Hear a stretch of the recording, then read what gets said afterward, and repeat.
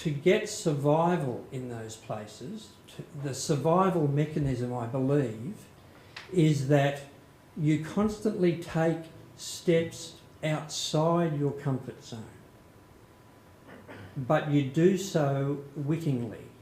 So a big adventure and a big Himalayan climb, for example, to my mind, is a series of steps where you are knowingly going where you just don't want to go.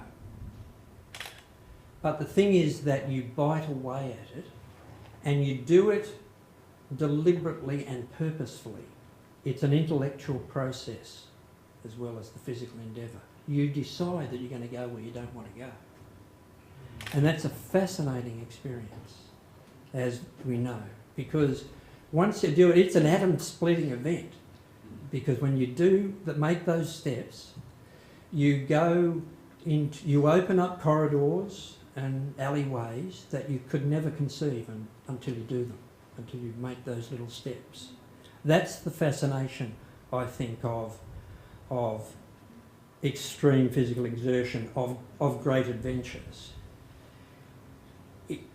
It's not competition in a sporting sense. It's not competition against anyone else but yourself. And that's a fearful prospect and a deeply satisfying one as well. It's those things which really by serendipity, I stumbled into a business life because I just had a feeling that the things that I knew personally about, that I discovered in the wild parts of the world, had wider application.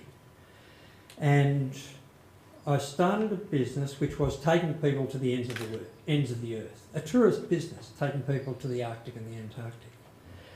And its purpose was simply that, to take people, anyone who would do it, to the ends of the earth, to wild places. And allow them in those journeys to find a time when they could go outside their comfort zone, take a little step. And it varies from person to person how that cocktail manifests itself. And it's endlessly fascinating. Of course, in a tourist sense, in a business sense, taking people outside their comfort zone is a high-risk activity. And you've got to allow them to jump back in again. But I can tell you it's eminently feasible. It's feasible with large groups of people, but it has to be done extremely cautiously, and you've got to allow people to be able to jump back inside. But when you do it, and when you see people respond to it, it's marvellously gratifying, and it's a good business model, I found. It worked. We had the added advantage in taking people to the ends of the earth that the ends of the earth have inordinately special qualities about it. High latitudes have qualities which you can't find anywhere else in the world, obviously. The sun is doing strange things in the sky at high latitudes. It's doing a strange flat ellipse, and it's not going down. And so your body just buzzes with all that light, and it doesn't stop when you go into high latitudes. Your body wants to keep going, and people get very confused. And you can keep going for days on end because of that high light, and your biorhythms get screwed up, and you're not quite sure where you are, and then you collapse in a heap and start again. But it's inordinately energising to be in that high light environment.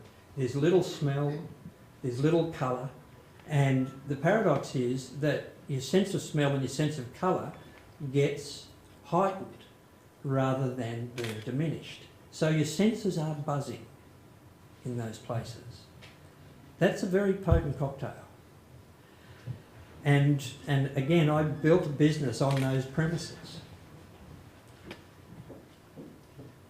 I also think that increasingly the wild places of the world, and I know that we share that because that's why we're here, we share this thought, that wilderness has an increasingly important value to us. Because in an increasingly virtual world, the real experience of having your props taken away, being in a wild place, the nakedness that goes with that is of great value to us. And I think it's particularly of great value to our potential leaders, our young leaders of tomorrow, people whose minds are already open in that direction. So I've been very lucky to be able to combine my philosophies about wild places and love of those places and a business and bring them together. And I guess I'm saying just two simple things. That in this case, what Earl is developing here, the adventure itself has enormous benefit for no other reason than the adventure itself. Insofar as being able to open corridors in the minds of people of value who are open to it. And I think that adventure in that context has a value and a particular application to business as long as you don't try and draw too many parallels to business. Paradoxically, just go out and have the adventure and open yourself to it, allow yourself to be frightened, to be cold, to take it all on board, and what comes of that potentially is of inordinate value to a business life.